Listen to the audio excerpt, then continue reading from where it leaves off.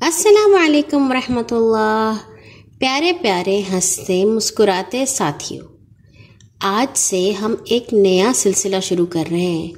آپ جانتے ہوں گے کہ یہ ربیع الاول کا مہینہ ہے، جس میں دنیا کے سب سے پیارے انسان سیدنا محمد صلی اللہ علیہ وسلم اس دنیا میں آئے تھے۔ آج سے ہم تھوڑی تھوڑی کر کے ان کی کہانی سنیں گے۔ جب انسانوں میں کفر بڑھنے لگا اور اس کی وجہ سے برائیاں پھیلنے لگیں تو اللہ تعالیٰ نے اپنے بہت ہی فرما بردار خاص نیک بندوں کو اس کام پر مقرر کیا کہ وہ ان بگڑے ہوئے لوگوں کو سمجھائیں اور ان کو پھر اللہ کا فرما بردار بنانے کی کوشش کریں۔ یہ نیک بندے پیغمبر، رسول اور نبی کہلاتے ہیں۔ پیغمبر اور رسول کے معنی ہے اللہ کا پیغام اس کے بندوں تک پہنچانے والا۔ نبی کے معنی ہے اللہ سے خبریں پا کر لوگوں کو بتانے والا۔ جن نبیوں کو اللہ تعالیٰ نے کتاب دی ان کو رسول کہتے ہیں۔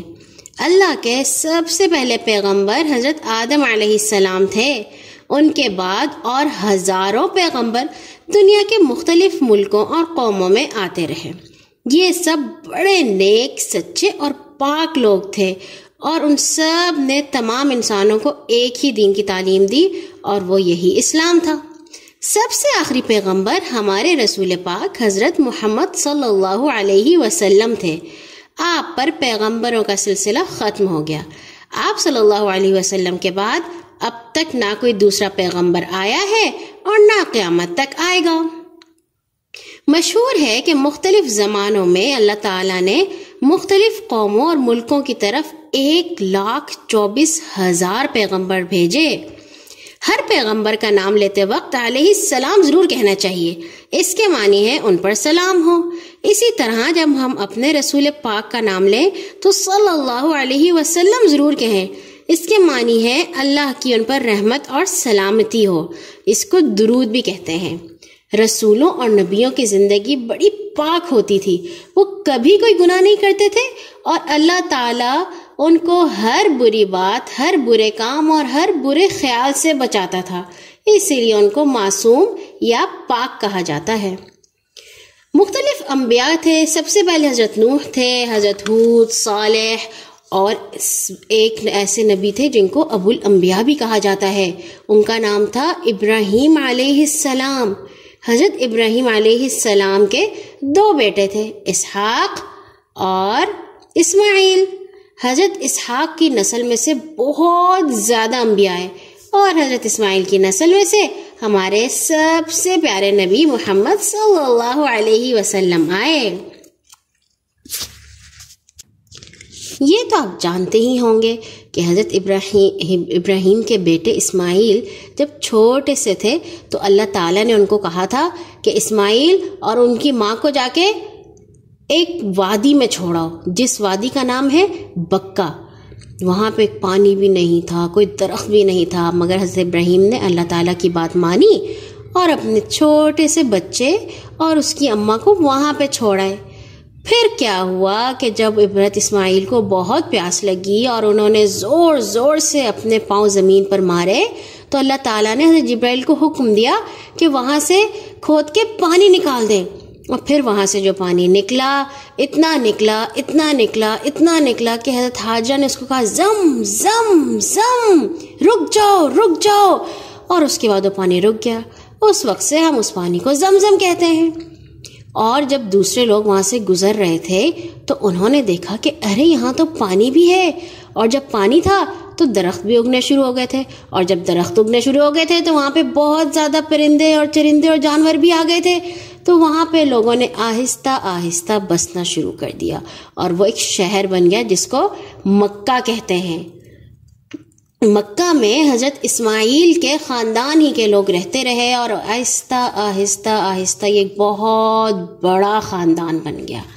انہی میں سے ایک قریش کے سردار تھے، ان کا نام تھا حضرت عبد المطلب۔ حضرت عبد المطلب کے ایک بہت پیارے بیٹے تھے، ان کا نام تھا عبداللہ۔ ویسے تو حضرت عبد المطلب کے 10 بیٹے تھے، مگر ان کے سب سے چھوٹے کا نام تھا عبداللہ، جن سے عبد المطلب بہت پیار کرتے تھے۔ حضرت عبداللہ کی عمر جب 25 برس ہوئی تو عبد المطلب نے ان کی شادی قریش کی سردار کی بیٹی آمنہ سے کر دی، اور وہ اپنی قوم کی سب سے اچھی لڑکیوں میں شمار ہوتی تھی۔ شادی کے چند ماہ بعد کیا ہوا کہ جناب عبداللہ ایک تجارتی قافلے کے ساتھ شام گئے۔ ایک ملک کا نام ہے شام۔ وہاں سے واپس آتے ہوئے ایک جگہ یثرب پہنچے تو بیمار ہو گئے اور اپنی دادی سلمہ کے خاندان میں ٹھہر گئے۔ وہیں 1 مہینے کے بعد ان کی وفات ہو گئی اور یثرب ہی میں ان کی قبر بنی۔ اور یہی عبداللہ ہمارے رسول پاک صلی اللہ علیہ وسلم کے والد تھے، جو آپ کی پیدائش سے پہلے ہی دنیا سے چل بسے۔ جناب عبد المطلب کو جب اپنے پیارے بیٹے عبداللہ کی وفات کی خبر ملی تو ان کو بہت صدمہ ہوا۔ ابھی ان کا غم ہلکا نہیں ہوا تھا کہ یمن کے عیسائی حاکم ابرہہ نے مکہ پر چڑھائی کر دی۔ اس کا سبب یہ ہوا کہ ابرہہ نے کعبے کے مقابلے میں یمن کے شہر صنعاء میں ایک عالی شان گرجا گھر بنوایا۔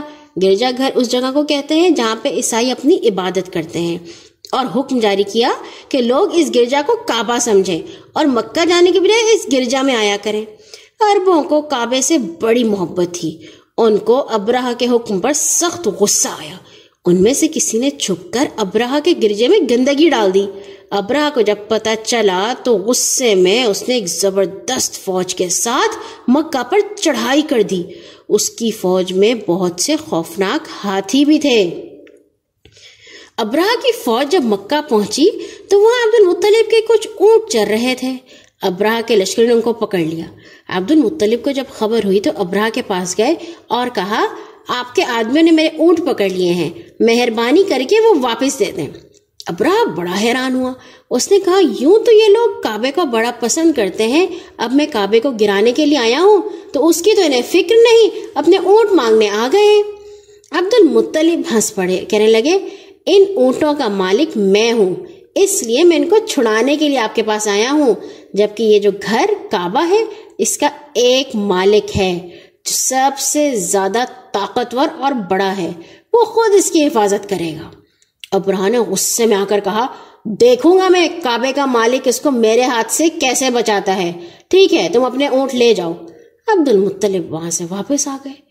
ان کے واپس آنے کے بعد ابرہہ نے فوج کو حکم دیا کہ وہ تیار ہو جائیں اور مکہ پر حملے کے لیے آگے بڑھا۔ اس وقت ایک عجیب واقعہ ہوا۔ آسمان پر عجیب قسم کے پرندوں کے جھنڈ نمودار ہوئے، جن کی چونچوں میں اور پنجوں میں پتھر تھے، چھوٹے چھوٹے کنکر تھے۔ انہوں نے یہ کنکر ابرہہ کی فوج پر برسانے شروع کر دیے۔ جس پر بھی یہ کنکر پڑتے تھے اس کا جسم فوراً گل سڑ جاتا تھا، پگھلنا شروع ہو جاتا تھا۔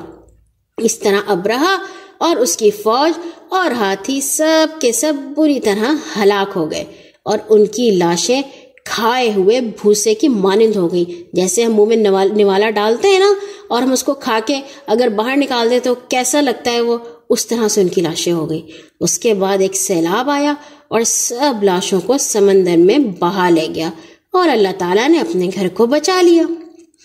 اس سال کو عام الفیل کہتے تھے عرب، یہ ہاتھیوں کا سال، یعنی کہ اس سال میں وہاں پہ ہاتھی آئے تھے۔ اس سے پہلے تو عرب نے کبھی ہاتھی دیکھے ہی نہیں تھے۔